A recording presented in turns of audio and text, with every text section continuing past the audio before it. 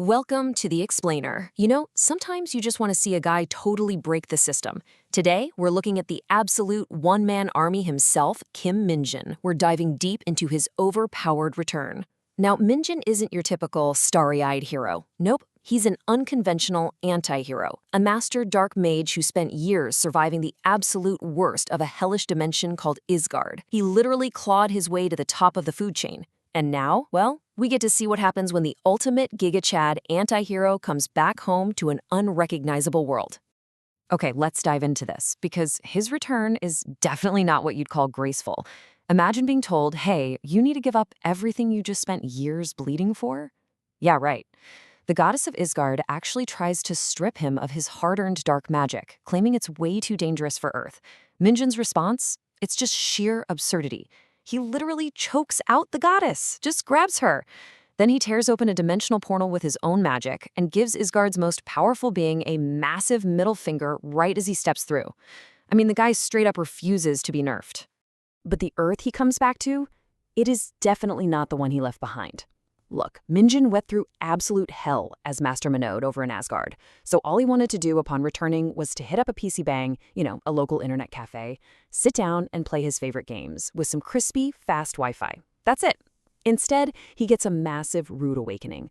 Earth has been completely overrun by a dungeon apocalypse. Society is fractured, giant monsters are just roaming the streets, the internet is basically history, and honestly, worst of all for him, his gaming plans are completely ruined. Section 1. Return to an Altered Earth, a rude awakening, and a mandatory draft. Section 2. Dominating the training camp, smashing records and redstones. Because of this massive monster threat, South Korea instituted a mandatory 5-year military draft. But as you can probably guess, Minjin doesn't exactly blend in with a bunch of terrified civilians. Right after arriving, literally before he's even formally enlisted, he casually crushes a satanic dog's head right into the pavement, barehanded.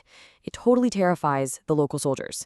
Once he's actually in camp, he leaps 5 meters straight up to the podium, immediately volunteering for the elite Hunter Corporation. Why? Just so he can get VIP access to dungeons and farm monsters. To join, a super skeptical lieutenant gives him a test. Just move a ridiculously heavy, indestructible dungeon mineral called a redstone by a single centimeter, just one. Instead, Minjin steps right up, channels his raw physical strength, and punches the dense mineral so hard it literally explodes into thousands of tiny pieces. Bam, test passed instantly. He completely cements his status as a total anomaly. So what's his deal? Why is Minjin so incredibly desperate to fight? Well, it all comes down to demonic energy. Think of this stuff as the primary fuel source, like a massive battery for his dark magic. Crossing between dimensions completely drained his reserves, basically locking away all his overpowered spells.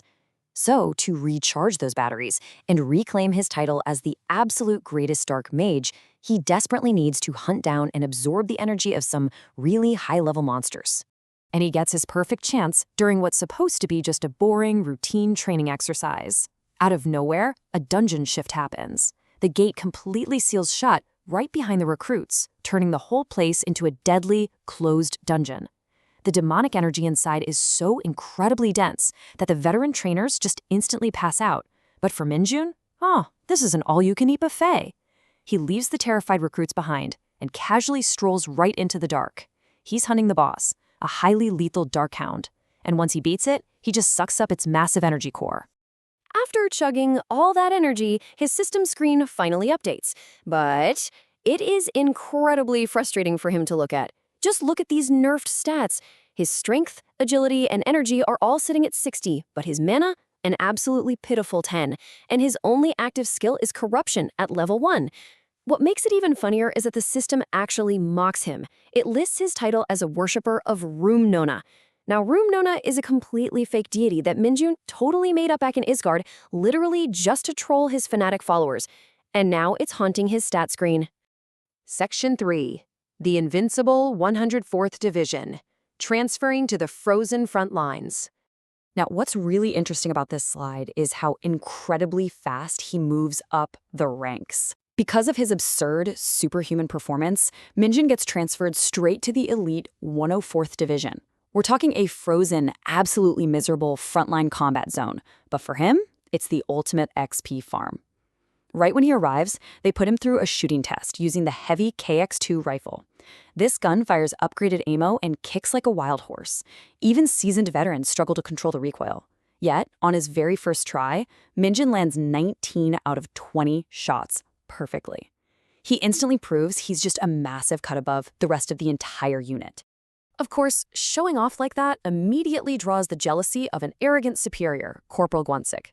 Gwansik actually challenges him to an underground combat drill, fully expecting Minjun to fail miserably. But the drill goes completely off the rails. Minjun's target gets eaten by a massive cyclops, which then mutates into a regenerating throat demon the second it reacts to Minjun's demonic energy. But instead of panicking, Minjun just engages in this beautifully cinematic, lightning-fast brawl. He blasts the monster to pieces and smashes the finish button in an unheard of 2 minutes and 24 seconds. Talk about utterly humiliating Gwansik. And honestly, it's a good thing he's so capable because shortly after that, a real emergency breaks out. An oil depot gets attacked by a massive swarm of fire-breathing bats. I mean, one single spark could blow the entire base sky high. While the rest of the soldiers are completely paralyzed with fear, totally unable to even shoot their guns, Minjin just borrows an electric baton and goes to work. He single-handedly slaughters 30 of these fire-breathing monsters with just brutal efficiency. He saves the oil depot, and this incredible feat catches the eye of a visiting 2-star general who gives Minjin an instant, on-the-spot promotion to corporal. Section 4. Echoes of Isgard, Shadows, Skills, and Fanatic Disciples. As Minjin is ranking up super fast, his past as the greatest dark mage is really starting to bleed into his new life on Earth. He finally unlocks this highly anticipated C-rank skill called Night Steps. Now, back in Isgard, he used this to summon terrifying independent shadows for high-level assassinations. But because his mana is currently so low, the shadow he summons right now, it's tiny. It's actually kind of adorable, and it is completely obsessed with chugging his cursed energy. Hilariously enough, Minjin ends up using this little guy to sneak around the base and spy on his commanding officers, literally just to get early intel on dungeon outbreaks. But his little shadow isn't the only thing that followed him from the other side. Out of absolutely nowhere, a dimensional portal rips open and out falls Bungo. This guy is a fanatic dark mage disciple from Isgard. And get this kid is so dangerously obsessed with Master Manod that he literally transformed himself into a bird and risked being completely torn apart in the dimensional gap, all just to track Minjun down on Earth. It's just a completely absurd, hilarious reunion, and it is definitely something Minjun did not want to deal with. Minjun doesn't exactly have time to play babysitter, though.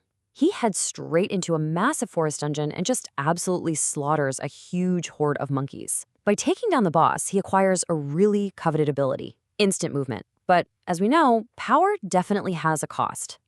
Absorbing a skill of this magnitude causes his entire body to brutally rewire itself to handle the physical adaptation. He collapses in just agonizing pain. But man, the resulting power scaling, it turns him into an absolute force of nature on the battlefield.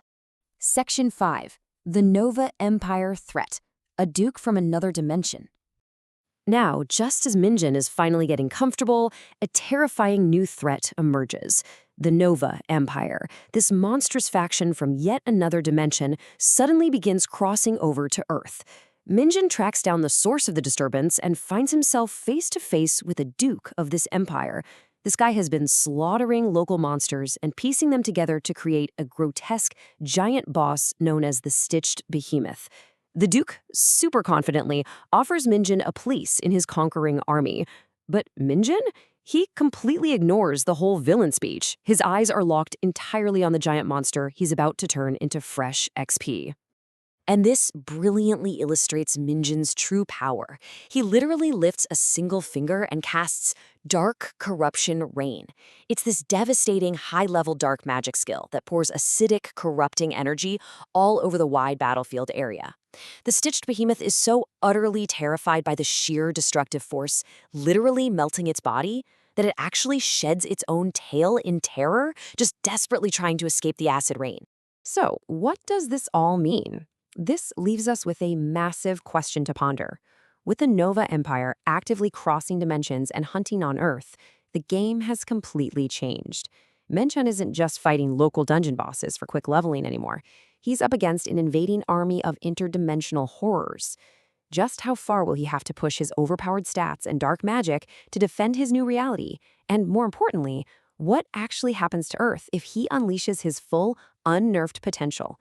Well, that is a cliffhanger that definitely leaves you wanting more. Thanks so much for joining me on this explainer, and I will see you guys next time.